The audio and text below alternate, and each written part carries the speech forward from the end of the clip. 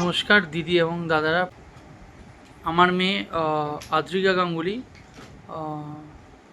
SMA type 2-তে অনেক দিন ধরেই আক্রান্ত, জন্মগতই সে আক্রান্ত।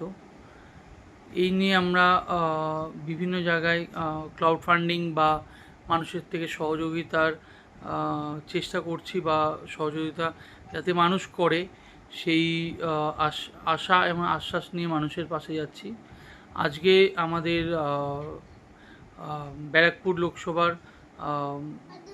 ক্যান্ডিডেট বা যিনি জিতেছেন লোকসভায়, পার্থ ভৌমিক মহাশয় এবং সনদ দে মহাশয়, যিনি আমাদের নয়াটি বিধানসভায় জিতেছেন, উনি আমাকে মানে আদ্রিকা গাঙ্গুলি আমার মেয়ে, আর যেটা রানাঘাটের একজন আছেন ঐস্মিকা, দুজনকেই আমাদের কিছু করে আর্থিক সাহায্য ঐক্যতান মঞ্চে নয়াটি পৌরসভায় তারা আমাদের দুজনকেই আর্থিক সাহায্য করেছে।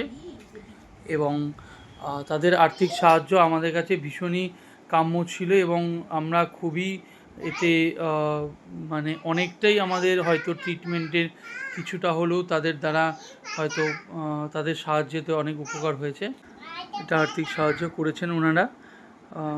আমরা অনেকটাই ধন্যবাদ তাদেরকে যে আমার মেয়ের ট্রিটমেন্টের জন্য তারা এই আর্থিক সাহায্যটা করেছে। আমাদের আজকে আমাদের পার্থ ভৌমিক মহাশয় আর সনদ দেব অনেকটাই আমাদের হেল্প করেছেন। আপনারা দেখতেই পাচ্ছেন কতটা দিয়ে আপনারা হেল্প করেছেন।